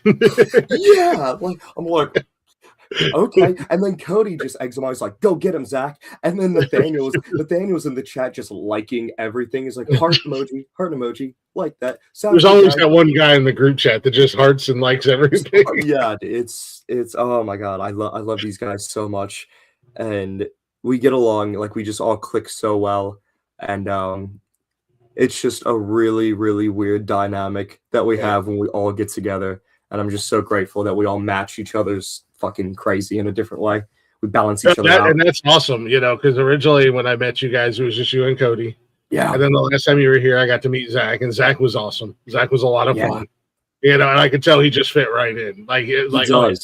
He does. Fit in with you guys, just meshes well. I meet the new drummer. yeah, dude. It's been so easy to love and accept Zach and Nathaniel into the band because they really do fit perfectly in their own little ways, and it's so cool because they came out of the woodwork too. Like neither of them really have any past projects that are like big or like crazy well known of or anything like that, but they have the talent of people who have been playing for over a decade. Like, and when I say playing for, I mean like actively learning and improving their skills and writing and playing for over a decade. They're naturals on the stage. I've never had to give them notes on like, hey, move around more or smile or like do this, that. Like they just know how to conduct themselves on stage. They are very professional off stage, talking with people, organizing things. I know I've never had to worry about them being late to a photo shoot or the video stuff or communication. They're really great about being professional when it comes to time, when it's the time to be professional. And when we're goofing off and joking around, I mean, they're a great hang. They're a great time. Hell yeah. You can't fucking beat that, man. You guys, no, I can't. And like I said, and I said it last time, it don't matter if it's been a year or 2 months or 2 weeks. Every time you come back, you guys are so much farther ahead and you're doing so much more. And I've loved it because, you know, I was fortunate enough to, you know, get in on the ground floor with and be like, hey, who are these weird guys from Cleveland? I don't know. They're Cleveland. Yeah. They're right up the road. Let me reach out to them. And as a fan, it's a fun journey to watch you guys. Yeah. Because you were also gracious enough to be one of the first people to give us the time of day for an interview. Like, I can't tell you, even now, how many people I reach out to and I say, hey, this is our new song. What would make you interested in listening to it or doing a reaction or playing it on your channel, whatever it may be? 90% of them leave me on red. 5% of them say it's going to cost you $200. And the other 5% of that say, hey, I would love to work with you. And you are part of that original 5%, which is a very small amount of people. So the bill's in the mail. You'll get it eventually. Okay. Well, I usually always, unless those people have like, 500,000 followers or something crazy like that, I usually tell them like, oh, sorry, I already spent all the band budget on this, but for the next song, totally. Because it's always people who have like 2,000 followers on TikTok or something like that, and they're all like, "Oh yeah, send me $500 and I'll post you on my story." I'm like, "Oh, I'd love to do that. It's a great offer, but I already blew our budget. Sorry, next time." And I yeah, I couldn't imagine. I don't care how big this network gets or how big I get. I could never imagine telling a local band or a local artist like, you want me to play your music? And maybe that's because I have such a love for music, such a love for the local scene and in the independent artists. I don't think I could ever bring myself to go, yeah, I'll play your new song, $500. Yeah, it's insane. That's how I go about it. We have artists that reach out to us all the time. I have, small independent rappers or other rock groups, stuff like that. Really quick, Cleveland is fucking awesome. Okay, just an FYI. Look, I hate Ohio. I hate Ohio with a burning passion. The weather is horseshit. Before I went on my honeymoon to Costa Rica, it was 70 degrees out 2 days prior. I was riding my motorcycle. The next day, I woke up and there was fucking snow. I was pissed. And then I went to Costa Rica for 2 weeks. I came back. It was 70 degrees. And then the next day I woke up and it was 50 degrees in my house. I fucking hate Ohio. But Cleveland, amazing. We came back from Florida. I love Cleveland. I love the culture in Cleveland. Like, Cleveland itself has been so good to me as a person and to the band. And like, I love Cleveland so much. Even when I was living on East 139th in Union, which, if those who don't know, that is off of Kinsman, Ohio. Yeah, that face that you're making right now. Yeah, that's my neighbor's house would get shot up once every other month kind of area. And it did at noon on like a Tuesday. 8 bullets through the front door, 4 through the front door, 4 through their car. Like, that's the area that I was living in for a while. And the city itself was still kind to me. I never had any issues. Like, people that I ran into were always very kind and very nice to me. And I found nothing but opportunity in Cleveland. So you're probably from Michigan or some bullshit like that. In which case, I don't watch sports. So I don't give a fuck about your foosball team. Okay. I love you. I love where you're from. You can shit all over Ohio. Don't shit on Cleveland. Actually worse than being from Michigan. He's from Cincinnati. Oh, That He's makes from the sense. nasty. Yeah, yeah, the forgotten city in Ohio. That makes sense. Kentucky's ugly stepchild. We keep trying to give him Yeah, back. yeah, from Cincy. Yeah, that makes sense. Yeah, we forgive I him. gotta get to Cincinnati to play a show, but it's just so far down. Since What was I saying before I started defending Cleveland? God damn it! I was saying something, and I had a point, and it was a good point, and I wanted to finish that point, but I had to defend my city. yeah, you lost me too because you just Son of a flipped bitch. out of nowhere and you're like, God, does anybody remember what I was talking about? Some of the band. I was talking about the bandmates. Talking about shows. Talking about how yeah. talented they are. What the fuck was it? You lost me. I was riding that squirrel with you. I'm like, squirrel moment. We're riding this together. Yeah, son of a bitch. Either way. Oh, yeah, that's what I was talking about. So you mentioned like you would never charge bands. So we have we have a lot of small artists that reach out to us and they want to do this, that, and the other. It's whether it's making art for us, whether it is making like a merch thing, whether it is being featured on a song with us, especially the song features, a lot of song features. And the one thing that I always do is I say, okay, send me your music. Because here's the first thing. If you're going to reach out to me, I expect you to reach out to me the same way that I reach out to other artists. Which when I reach out to other artists or radio stations or podcasts or labels, whatever it is, I make sure that I make it as easy for them as possible to find my content. I send them a link. I send them our website. I send them whatever I have, an MP3, so that way they can find it with one click. That is just courtesy. Because if you tell me, hey, go check out my stuff, I'm not going to hunt for it. I have other things to do. Exactly. Yeah, I don't know you. I appreciate you reaching out, but I'm not going to run around trying to find your best song. So I'm going to say, hey, send me your stuff. What would you like me to hear first? And you either do or you don't. And if you don't, then that's the end of the conversation. Or you do, and I do listen to it. And I sit down and listen to it either in the car or when I'm at home. Like I give it a listen. And 9 out of 10 times, I always say the same thing. I say, I really like the idea. Because most of the time, I do like the idea. Or I'm honest with them. I say, hey, this needs worship. I always tell people, hey, I think that you need to work in this area. I think you need to work on the quality. I think you need to work in your cadences. And I say, then I'll send an example. This is something that I wrote back in the day. And I show them my solo work that has never been released. That sounds like dog shit that I recorded with the laptop I'm talking to you on now. Nice. And a little mixer and Logic Pro, because I want them to see like, oh, I'm not some gatekeeper, and I'm not like, some like dude who had to go to college for a whole bunch of time or had a bunch of money to do what I do now. I started way down here and I've worked my way up to here, and eventually I want to get way up to here, but it's a long road. And so what I'll usually tell people is, hey, the best thing I'll tell someone if it's a rejection is I'll say, hey, I love the idea. I'm really enjoying the sound. What I would love to see from you before I agree to us working together on a feature is I want to see your social media blow up. And then what I do is I send them the exact same resources that I had when Kissing Lilith started. I send them the YouTube channels that I researched on. I send them the Instagram channels and TikTok channels that I studied from. And I send them other bands that I studied their content to figure out. Because I don't ever want to gatekeep the material that I have. And I give them advice too. I tell them like, hey, don't do a music video for your first song. Do a lyric video. Do a very simple lyric, then do a visualizer. Start here so you have room to grow.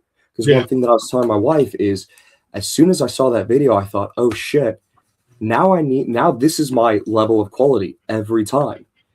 I can get away with putting out lyric videos and like a live acoustic video or something like that now and again. But if I ever do a music video again, it has to be this level quality every single time. I cannot go backwards. When we upgraded studios, we said, okay, this sucks, but we can't go back to the other producer now because we have to go up every single time or at least stay at the same level. And so that's a big thing that I tell people. I say, hey, I would love to work with you, but you need to get to this level, and this is the map on how to get there. And then that tells me one of two things. They're either going to get mad at me and curse me out, in which case I don't want to work with you anyway because you're probably going to be a pain in the ass to work with. Yeah. Or they say thank you and they do nothing with that, which I don't want to work with you then because that shows me you're not really dedicated to what you're doing. Mhm. Or what I'm really hoping, there's a couple people that I've talked to that it looks like they're doing what I've told them to, and they are taking that map. And I'm really excited for when I get to reach out to them or they reach out to me and we are both ready. Because that's everything too. It has to benefit both of us. It Yeah. has to make sense. And right now, we're not at a level where it really makes sense for us to collab with another artist unless we 100% just want to. Yeah, Like, exactly. no one is going to lose their mind because, Kissing Lilith did a song with Seldom Fade, another popular local band. Like, no one's Mhm. going to lose their mind. We're not going to break the internet because we did that. But it would be awesome because they're really cool guys. Yeah. Now, if, let's say, Kissing Lilith does a song with Falling in Reverse, everyone's going to be like, oh my God, Falling in Reverse put a new song out. Who the fuck is Kissing Lilith? Yeah, right. That's what it's going to be. Now, if Kissing Lilith does a song with Lil X Cleveland, Yeah. no one's gonna know what the fuck to think about it. Like our fans will be like, "Oh, cool, they put out a new song. Who the fuck is this guy?" Yeah. Who's that guy? Doesn't make sense. So it has to make sense, and even for us, it doesn't really make sense to do that right now until we get to a certain level. And anyone who's trying to work with us, especially in a feature kind of way, we want to make sure that they have the tools to get to that level with us when we get there as well. It's not a I'm better than you, you're better than me thing. It's a hey, let's put a pin in this until we're both ready to do it kind of thing. Yeah. And then as far as like people with doing like merchandise or making fan art for us, anytime someone makes fan art, I'll post that shit. I actually have some fan art now that I need to post. I'm so happy about it. It's fucking awesome. I love when people make fan art for us. But some people have offered to make merchandise for us, and we do have a merchandise, or we did actually. It's discontinued. We might bring it back onto our website. But we did have a merch that a fan made for us. And now for our new song for What to Die For, we have someone who was a fan that is now our official merch designer, and she's Nice. going to be making the merch for us as well. But if somebody wanted to make a merch shirt for us, I would say, yeah, let me see your work. And I'm either going to say that doesn't fit our imagery or that's not the quality that we want. So if we can make it this quality, I'd love to use that style. And then we talk about, okay, what's your compensation going to be? Do you just want your name on this? Do you want a cut of it? And we work out from there. So it really is, it's always a deeper conversation that I'm more than happy to have with other artists. I love working with other artists. That's what made this song so great. It wasn't just me or just me and Cody sitting there and determining everything. Yeah. It was us saying, hey, we have this concept. And then we went to Scooter and we said, this is our concept. Do your thing. And then me taking the script and going to Abe and saying, hey, I have this concept for a music video. Do your thing. I go to Natalie and I say, hey, honey, I have this idea for your character's makeup. Do your thing. Yeah. And just letting artists be artists. Yeah, let the creative juices flow and let them add their own touch, add their own their magic, their spin to it. Yeah. Like Cody comes to guitar riff and I say, like, oh my God, that's awesome. Let's make it that song. Or I say, oh, I'm not feeling that one. And then we choose from there. And then the song's fleshed out. And I say, hey, Cody, can we make the bridge 2 measures longer? Or can you make that guitar solo just a little shorter? I think that it'd be a lot more impactful. And who did the same with me? We say, hey, Gavin, why don't you go up to the sharp instead of staying on the natural? Or why don't you repeat this cadence one more time before you switch it? And we have these little edits back and forth. Because we trust each other to write things, we also trust each other to criticize and correct one another when we need. Yeah, yeah, absolutely. And I got to go back to what you were saying with the video. Before I even seen it, and just from what we talked about behind the scenes and stuff like that, you absolutely you come right out the gates, fully loaded, just emptying clips, and the bar is way up here. Yeah. And now you have to. Every video after that, you have to be at that level or higher from here on out, because there is no phoning it in anymore. And I understand that because I've had that discussion with people that are no longer here on the network. This is our standard now. And if you can't bring that standard, or even maybe a new face that might be a new old face to the network that might be starting to do a new show here soon. I told him, I said, this is what we do now. We're not down here anymore. This is what I want quality wise. So I get that and I understand that. Once you raise that bar, there is no going back. No, there really isn't. Fans are going to see it. They're going to go, oh, what is this? Did you just phone this in? Yeah, well, I mean, that's what happened with the last band that I was in. We shot a music video, and it went very well. I got really great reviews. We shot another music video with Abe, and it did very, very well. And they were also signed to a small label at the time, and that label really pushed that video because it was great quality. And then we shot another music video that wasn't with Abe, and it was rushed and thrown together. And because of that, it was a much lesser quality, and it did worse than the first video that we had done. And I haven't looked into them in probably a year now, just because I'm fucking over it. But the last time I did look at them, they put out probably two or three more videos, and they were performing just as poorly.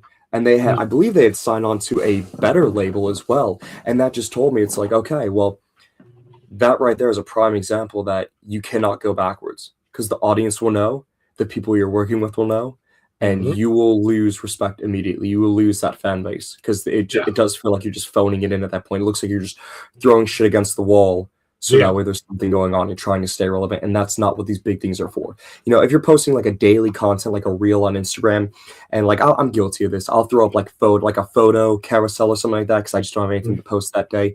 It is what it is. But when you're posting the main product, it better feel like a main product. Oh, absolutely. 100%. I mean, it has to be. Mm-hmm. That's the standard you've created for yourself. And that's the level that you want to be at, but also that's the level that you want to portray to your audience. Yeah. We all have those off days, like you said, a photo carousel, or oh shit, we didn't post a reel yesterday. Let me jump on my camera and just do some crazy shit and put it out there. But it's still that energy when you do it matches the energy that you bring no matter what. Oh, yeah. And now that we have the full band, things are going to start coming out faster. We're going to start writing and releasing music on a more steady basis, which I'm really excited for that. Things like photo shoots and videos and stuff, that's going to be... And then the live shows, too. We'll get live videos and things like that as well. I'm really excited for. But I would much rather make our audience wait 1, 2, 5 years for the next music video than put out something subpar. And that doesn't mean I'm going for perfection. I know that perfection is the death of progress. I'm not going for perfection, but I will also not settle for less than something I've already done.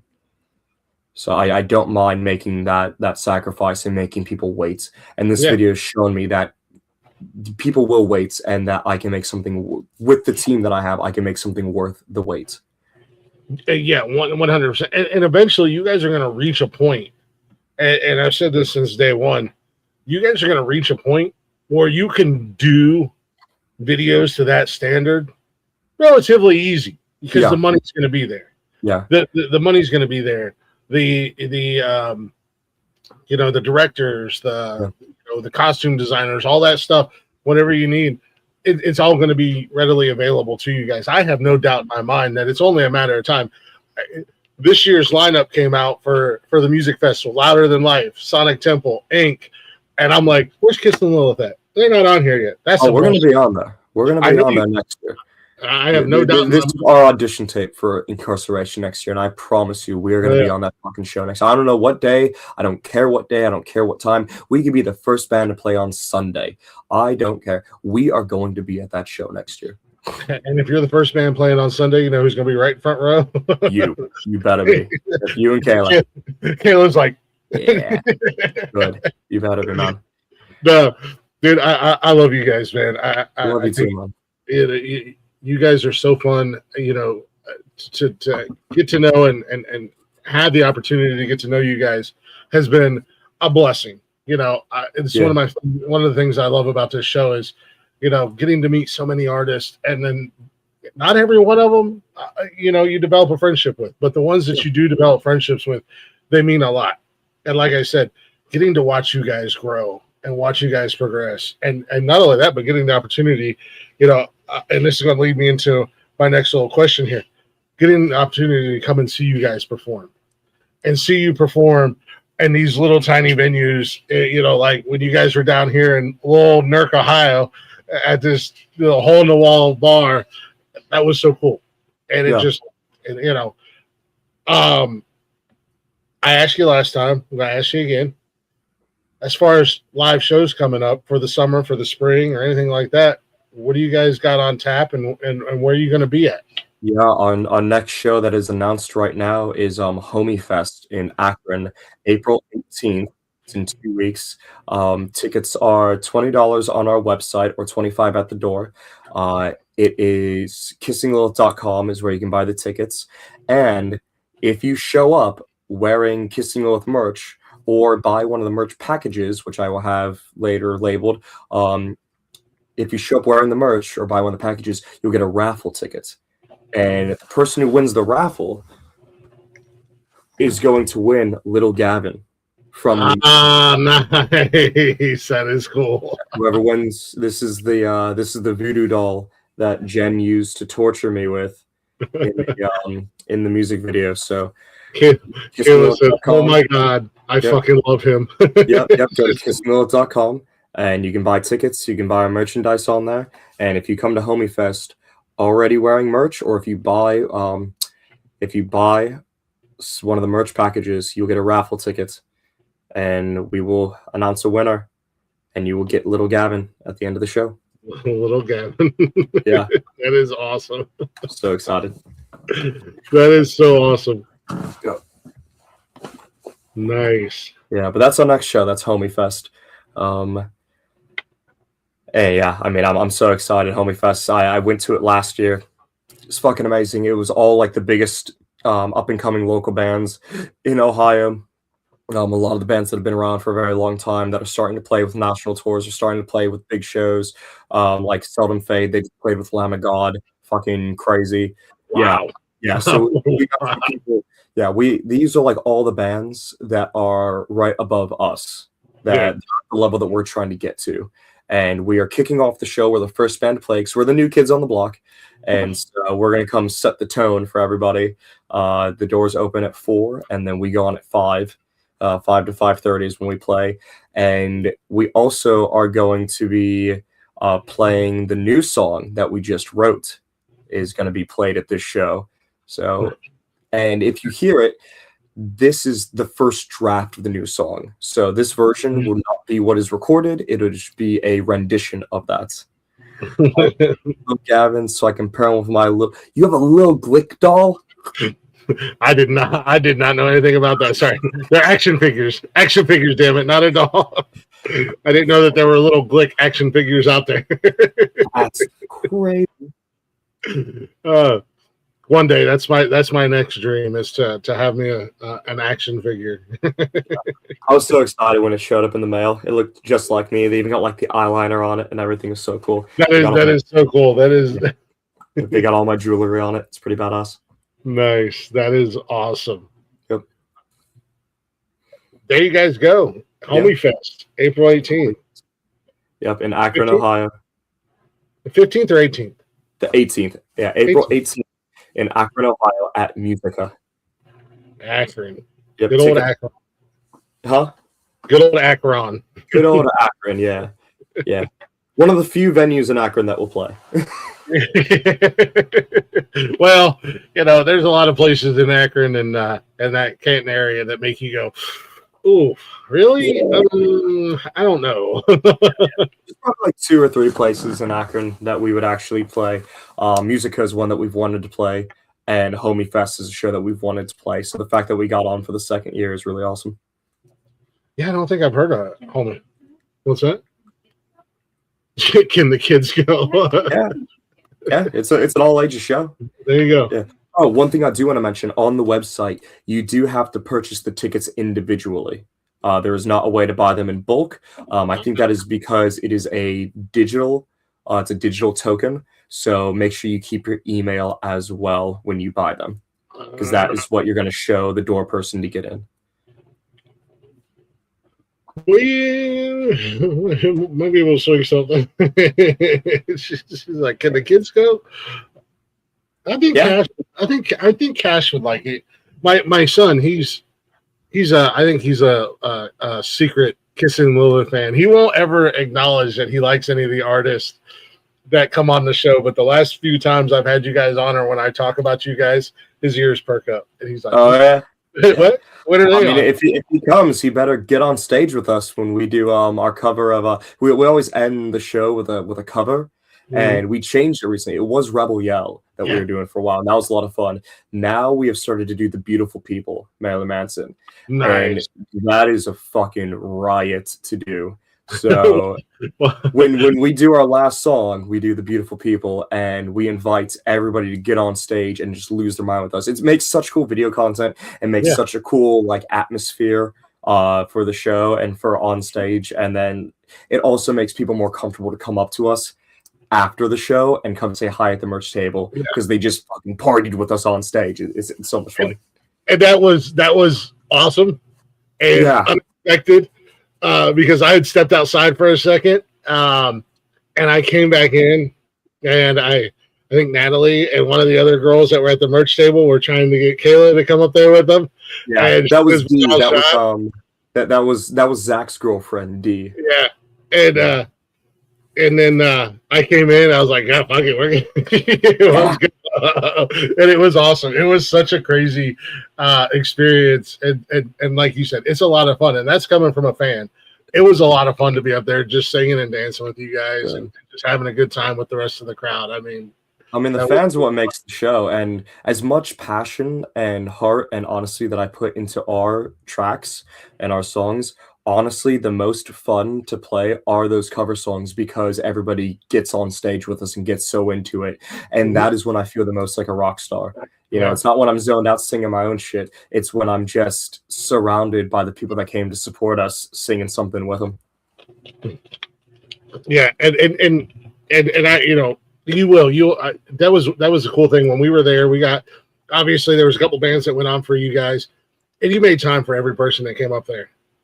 I mean, I have a few pictures from when you were on stage that I may need to use later on in life to blackmail you, but go ahead. Try to blackmail me. I'm very shameless. Especially during your warm up when I kept getting your attention. But no, it's anybody that's in the area, or if you want to take a road trip, we may be taking. You know, it's only apparently we are April 18th. Fuck yeah. Apparently we're coming and the kids are coming. I'm going to see you there. I can't wait. So it's if you're in the area, even if you want to take a road trip, it's worth it to see you guys. I know I'm looking forward to when you guys come back down here this summer. I think it's the summer, right? You guys will be back down this way? Yes, yeah, for the Rock Out Campout. Yeah, we have that. That is officially announced. Nice. Yeah, I haven't started promoting it yet because it's still a bit ways down the way. Yeah. But yeah, the Rock Out Campout. Yeah, there's two shows we're playing down in that area. I can't remember where the other one is. So there's the Rock Out Campout, and then like an hour south, there's another festival. We're doing a back-to-back on the same weekend. So we'll go do one festival the one night, and then I believe we're doing the second night of the Rock Out Campout. So we'll probably do the first festival, and then depending on what time we play, we'll either stay there overnight and then drive to the Rock Out Campout, or we'll come to the Rock Out Campout and then play the next day. I'll get the dates from you out there, so we can. Yeah. After Homie Fest, we'll get everything posted up, and I'm gonna update the website so it'll have all of our dates on them as well. I'll probably have that updated, all of our shows on the website, probably a week before Homie Fest, so that way people who see us at Homie Fest can go on our website and then see what the next shows are. And like I said, it's worth it, and you know. Not only that, but when you guys are doing the fest, you may come across another band that you like that you never heard of, never seen. Apparently, we're going to be at both of those fests. So, let me know if you guys spend the night. Let me know where your hotel is. My hotel will be my Ford Explorer. Well, that's unacceptable. Yeah. Probably not. Natalie likes to sleep somewhere comfy. Yeah. But I would definitely let you guys know that. It is. Kayla said she loves watching you guys perform. She said it's so much fun watching you. I love performing for you. Thank you. She absolutely fell in love with you the first the first video I showed her, she's like, "Oh my god!" And then, like, she's not a people person. She doesn't like to go out socialize. There was no hesitation, no argument when I came back and said, "I'm not doing the show Saturday," which was like 2 days before the show. Why? Because we're going to go see Kiss and Lilith. Okay. I was just like, no hesitation, nothing. Oh, that's so awesome. I love that so much. No, Kayla. Gavin cannot sleep in your hoodie with you. Natalie will set all of us on fire. Well, without the coolant gel. Right. We were talking this week when we were on vacation about you guys, and she was, obviously she's got a big crush on you and whatnot. I said, "Calm down, number 3."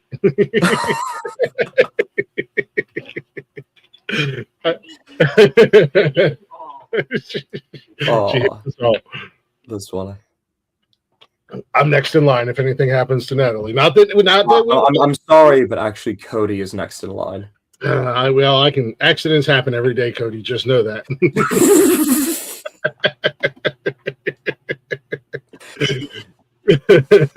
Oh, geez. Hello, Chris. Sorry, Cody. I love you, buddy. But yeah. Bodies wash up in Lake Erie every day. We know that. Oh, they do, man. It's crazy. No, man, dude. The video. Oh man, I can't say enough about it. The video was absolutely amazing. The song kicks ass. No surprise, it comes from you guys. And yeah, suck it, Chattersbox. I'm gonna kiss his ass for a few minutes. Look, Natalie deflated his ego a little bit. I'm gonna pump it back up. I had a coworker when I was waiting tables at a place called First Watch. I had a coworker there named Danny, and she is still very supportive of the band, and she would always tell me, "Remember, Gavin, I'm proud of you, but you ain't shit." and Natalie and I got such a kick out of that, and so we'll look at me now and again. I go, "Hey, babe, I ain't shit." She goes, "You ain't shit, Gavin, but I'm proud of you. I love you. You ain't shit." I'm like, "I know, I ain't shit." That's what I got the Chatters box for. They keep me in check. Yep.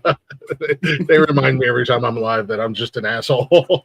But no, I love you guys, man. I'm super fucking proud of you guys. I'm as a fan, as a friend, I'm loving watching this journey. Watching you guys grow, and like I said, it's literally every time you're back on here, it's something new. It's getting bigger. You guys are getting better. You're growing more and more. Your fan base is growing.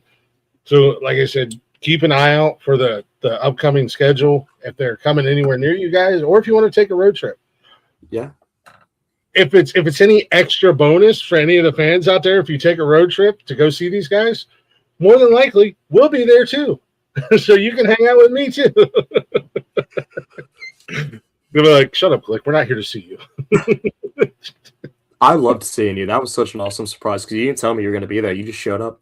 I know, and I wasn't going to tell you. That was all part of my master plan. It was great. It was fantastic. I could not be there. You guys were literally 5 minutes from the house. There was no way that I could not be there for that. No. Yes. Video and song straight fire. Thank you, man. Thank you. Hashtag Glick. Yeah, there's a hashtag running across the network. Glick who? No, man. Thank you again. So worth the wait. The video is worth the wait. I have been very impatiently waiting for tonight, and because I purposely waited to watch the video, so that I could not only give the audience but give you my honest to goodness first time real reaction to the video. And just talking about it and thinking about it, I'm getting goosebumps again. I'm going to be streaming it a million times now that I've seen it, now that I've watched it. I'll be putting it on our social media as well and sharing it out there. Hopefully, get you guys some more streams and whatnot, because I want to see this video blow up. I want a million views. I want a million views before the end of the year, and I want it so bad. I want a million views within the first 6 months of this fucking thing being posted. Like, yeah. Caleb's like, I think I can handle 1 million. Yeah. Just put it on replay. Yes, yeah. I took this. I'll send you the message. It says. It's one I tried to get some trends going, and it started working on Facebook too. I'm sure you saw the please copy and paste, and send to Yeah. 3 friends. This video is for anyone who. Yep. So Yeah. I'm trying Yeah. to keep that going and everything, just sending that to people, and hopefully Absolutely. it does what it does. And then I've reached out to a whole bunch of different influencers and a couple reaction channels and things like that to try to get them to use the song.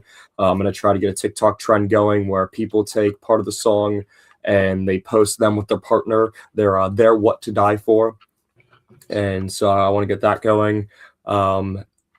And then I've been running ads as well, and that's really helping a lot. And so much stuff. And then I've reached out to probably half of the big current metal artists, and I just tell them like, hey, you don't know me. My name's Gab. Or I start the message off. I go, blood orgies. All right, now that I have your attention. Oh, you need that achievement. I know that they get a notification, so it just says blood orgies with a bunch of exclamation. Blood orgy, flesh suspension, setting myself on fire. Now that I have your attention, my name's Gavin Kerr. And I just tell them like, hey, I don't expect you to post about this or share it or shout us out or anything like that. I would just love if you could take the time to watch it and let me know what you think. That's all I want. So if Andy Biersack or Ronnie Radke, you get my message and you just want to shoot me like a thumbs up, that would make my day. Right, exactly. A thumbs up, any kind of reaction, send it to Bert Kreischer. I don't have that picture readily available. Bert and I go way back. We're old friends. Oh, really?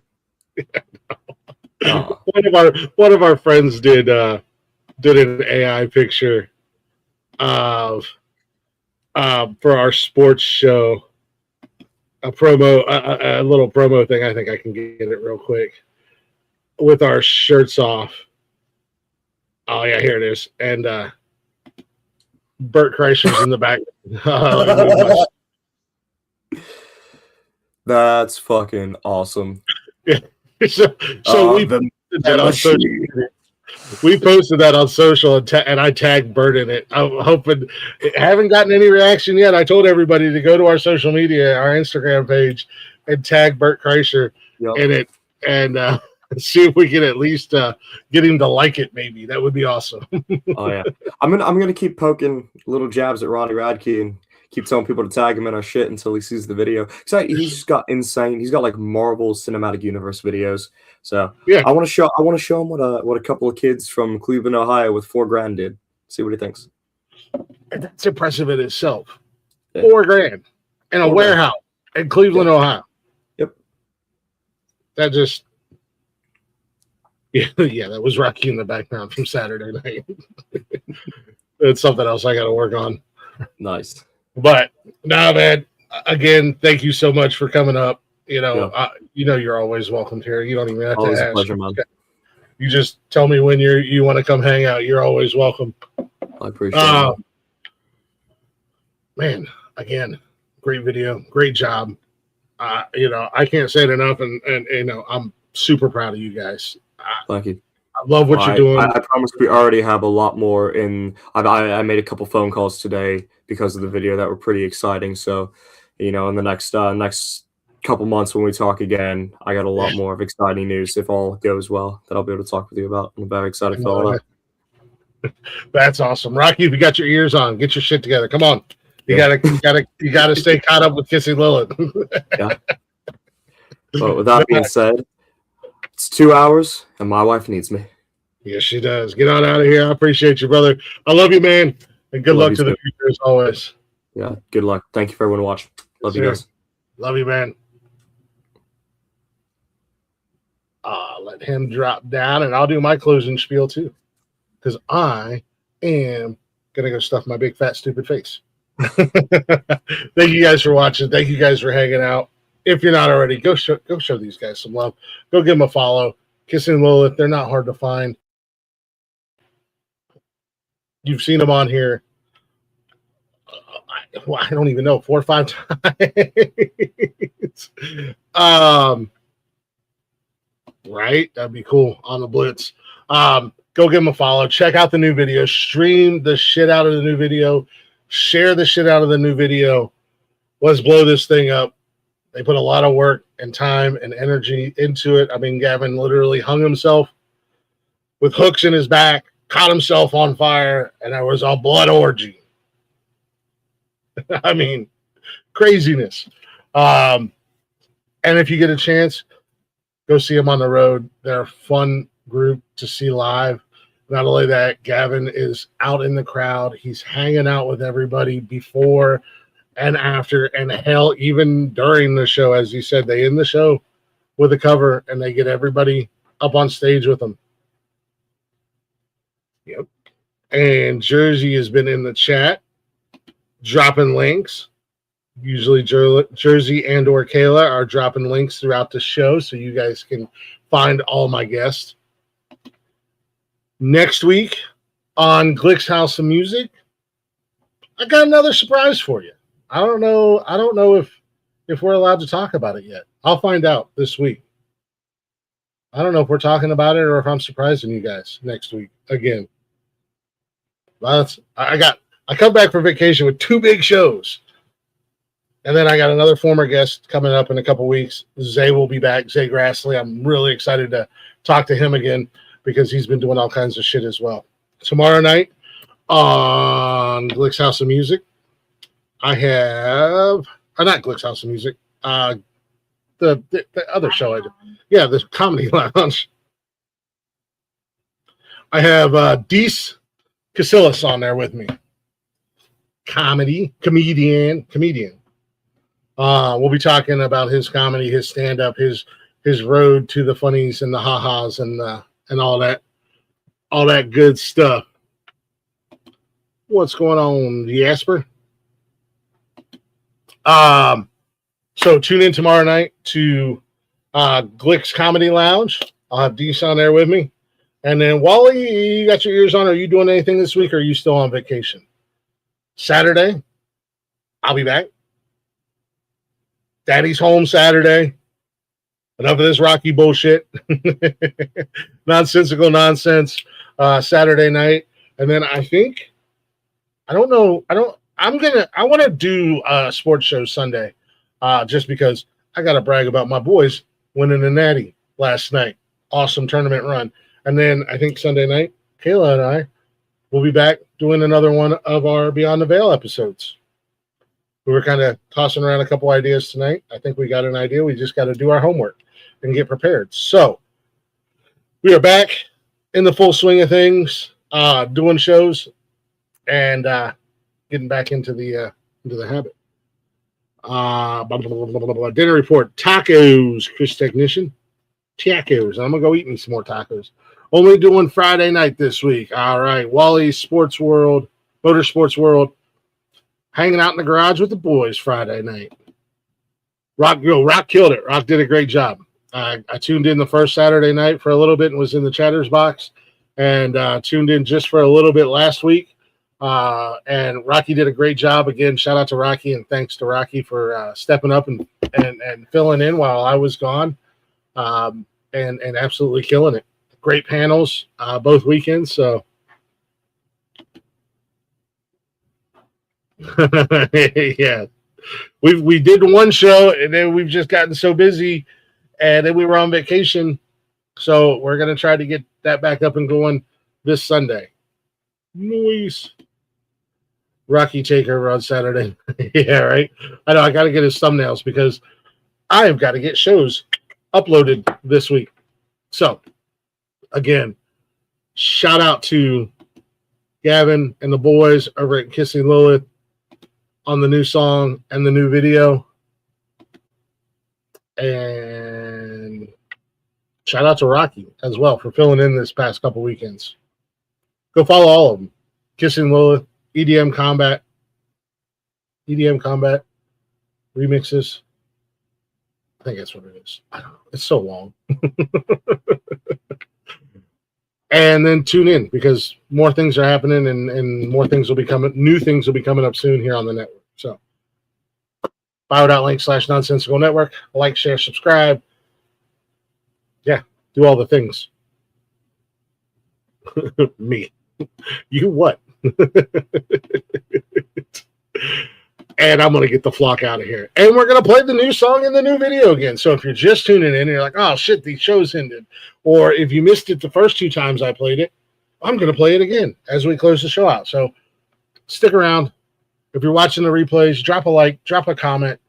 It's free and it helps us in the algorithms, and we'll greatly appreciate that. Also, I think after tonight, shout out to everybody that's helped on the network and everybody that does shows, and all you guys who watch and listen and support us.